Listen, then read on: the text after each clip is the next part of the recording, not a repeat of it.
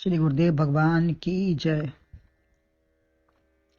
श्रीमद् भगवद गीता के 8वें अध्याय में श्री भगवान अपनी प्राप्ति का उपाय विस्तार से और भली भांति पूरे अध्याय पर्यंत वर्णन करते जा रहे हैं। बता रहे हैं कि किस प्रकार हमारी प्राप्ति अंत समय में कर सकते हो, इसके लिए क्या करें और ये कैसे प्राप्ति होगी। तो ये संसार के दुख सुख जन्म मृत्यु से छुटकारा पाने के लिए प्राप्ति करना चाहिए। यह कैसे करें? योग के द्वारा, हठ योग के द्वारा, अष्टांग योग या जप या तप, जैसे भी प्राप्त कर सको करो। यही हमारा लक्ष्य है जीवन का। परमात्मा कैसा है उसके स्वरूप का वर्णन किया गया है। उसके स्वरूप का विविध भांति से वर्णन किया गया कि परमात्मा कैसा है।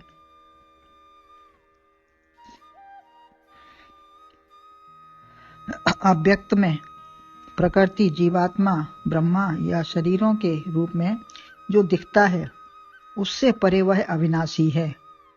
जो सब कुछ दिखता है वह उससे परे है, अविनाशी है, जिसका नाश नहीं होता।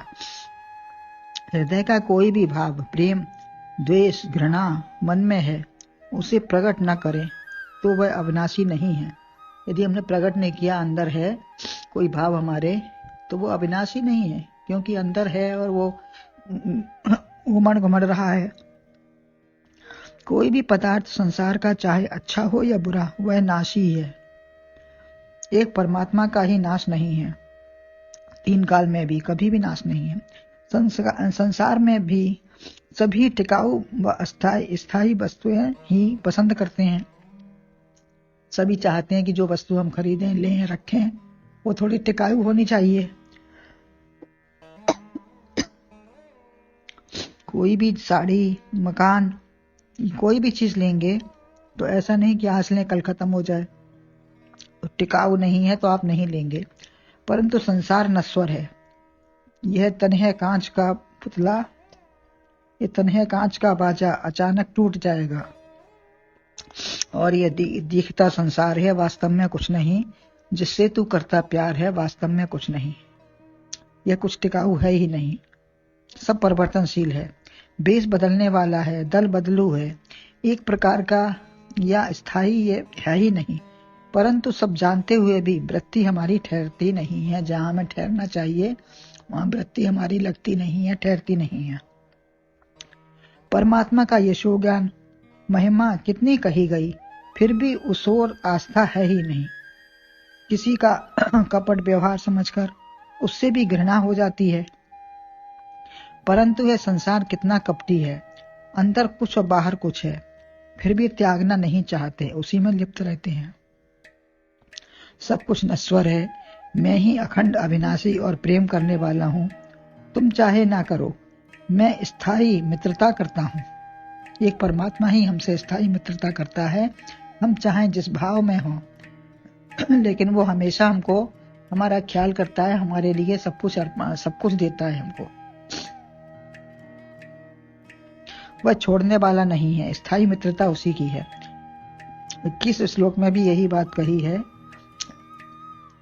21वां श्लोक है, अव्यक्तो अक्षर इत्युक्तस्तमाहु परमाम गतिम यम प्राप्त न निवर्तन्ते तद्धाम परमम मम।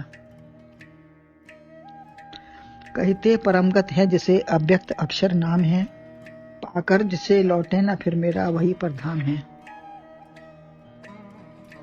इसका अन्वय है, अव्यक्तः अक्षरः इति उक्तः तम परमाम गतिम आहु यम प्राप्य न निवर्तन्ते तत् मम परमम धाम।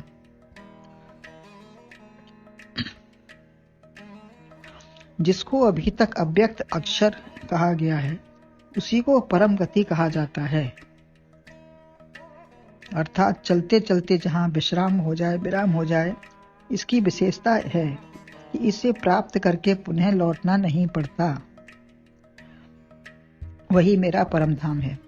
संसार के प्रत्येक धाम, दुकान, कारखाना, घर भले ही बड़ा सुंदर है, परंतु छोड़कर अन्यत्र जाना ही पड़ता है। कभी न कहीं जाना ही पड़ेगा। कहीं न जाना पड़े ऐसा नहीं है। किराए के मकान के अलावा अपना मकान मालिक भी छोड़ेगा ही। या तो वही ही चला जाएगा या मकान ही धराशायी हो जाएगा।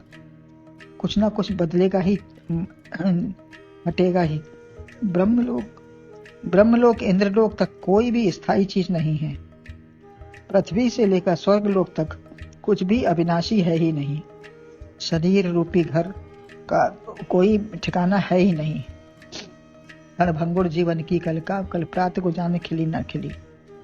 9 महीने गढ़ने में लगा, कभी कभी पैदा होते ही मर जाता है। तो क्षण भर भी इसका कोई भरोसा नहीं है, एक क्षण भी इसका कोई भरोसा नहीं है। 9 क्षण में भी नहीं। 9 महीने गढ़ने में लगा, लेकिन 9 क्षण भी रुकेगा कि नहीं कुछ नहीं पता। फिर क्या करें? जो घर देह न छूटे ऐसा घर तलाशें, जो तुम्हें न छोड़े या न तुम न उसे छोड़ो। वह भी ढूंढने में सुलभ है। अगर हम ढूंढना चाहेंगे, पाना चाहेंगे उसको, तो वह भी हमको सुलभ है। ऐसा नहीं है कि नहीं मिलेगा। तस्याहम सुलभा पार्थ। कोई परेशानी भी नहीं है। अभी बताया वह अव्यक्त है, अप्रगट है, छिपा हुआ है। भूत प्रेत की तरह नहीं छिपा है। उसकी सत्ता ही नहीं है, जिसकी सत्ता ही नहीं है। भूत प्रेत की तो कोई सत्ता ही नहीं है। स्वप्न की तरह मिथ्या भी नहीं है। अक्षर है, क्षरण नहीं है उसका। अध्यज्ञ है, अध्यात्म है। उसके विविध रूप हैं, विविध नाम हैं अनेकों। कवि, पुराण, परम पुरुष, दिव्य पुरुष, अधियज्ञ, देव, अक्षर या पुरुषोत्तम कहा है। उसके बहुत से नाम हैं। स्वयं एक ही है। विष्णु सहस्त्र नाम में उसके हजारों नाम दिए हैं।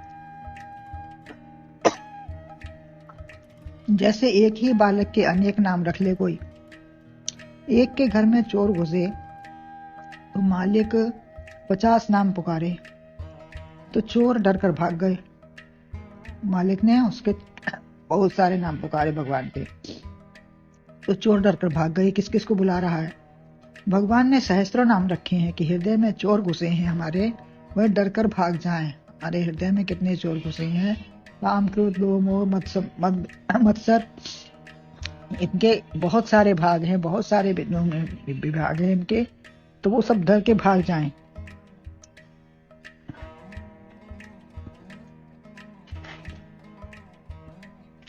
पैदा होते ही भगवान ने कितने राक्षसियों को मार डाला।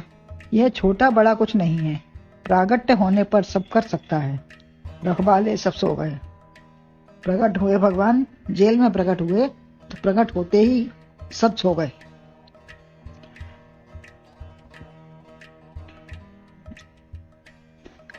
भक्त वसुदेव के चेतना जागृत हो गई, और जो वासुदेव उनके पिता थे उनको चेतना जागृत हो गई। ज्यादा दुष्ट मर ही गए। जो अधिक दुष्ट थे वो तो मर ही गए। जो केवल कंस के आज्ञाकारी थे, दुष्ट नहीं थे, वह सब सो गए। तय इसे कोई मार नहीं सकता। जो दिखाई नहीं पड़ता है, इसी को परम गति कहते हैं। जो दिखाई ना पड़े वही परम गति है, परम पुरुष है। चलना लक्ष्य मिलने पर ही समाप्त होता है। हमारा चलना तभी समाप्त होता है जब हमें लक्ष्य प्राप्त हो जाती है। गति का पर्यवसान अपने घर में विश्राम करके ही समाप्त होता है। अपना घर मिल जाए तो दौड़ भाग समाप्त हो जाती है। कोई भी स्थायित्व देता नहीं है। संसार में कोई भी स्थायित्व नहीं देता कि जिंदगी भर कोई किसी का रखवाला है। माता पिता कन्या को पराये घर भेज देते हैं। सब घर अस्थायी हैं। अपने घर में आने के लिए पूछना नहीं पड़ता। जहां हमारा अपना घर है वहां हमको आने के लिए पूछना नहीं पड़ता। प्रवेश निषेध नहीं होता वहां पे हमारा। वास्तविक लक्ष्य मिल जाए जहां, वही है अव्यक्त अक्षर या परम गति। यम प्राप्त न निवर्तन्ते। वहां जाकर फिर लौटना नहीं पड़ता। श्री राम श्री राम श्री राम श्री राम श्री राम। जहां जाकर हमको लौटना नहीं पड़ेगा वही हमारा परम धाम है।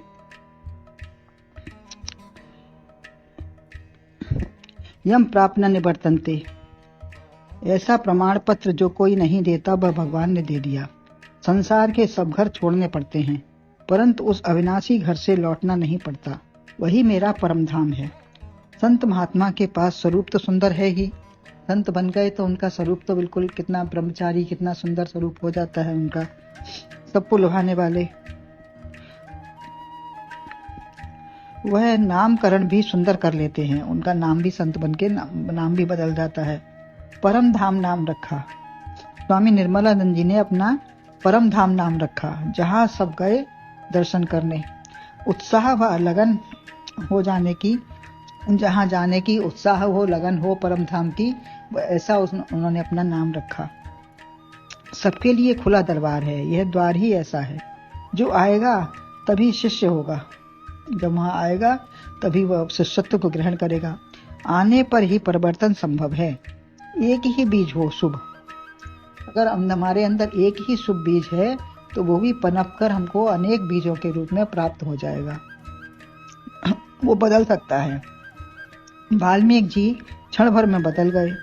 अपना ही इतिहास देख लो, परिवर्तन हुआ तो ठीक, अन्यथा होना चाहिए था। हम अपने अपने इतिहास को स्वयं देखें कि अगर हम सत्संग में गए हैं तो हमारा कितना क्या परिवर्तन हुआ। तो परिवर्तन हुआ तो ठीक है, अन्यथा नहीं हुआ तो होना चाहिए था।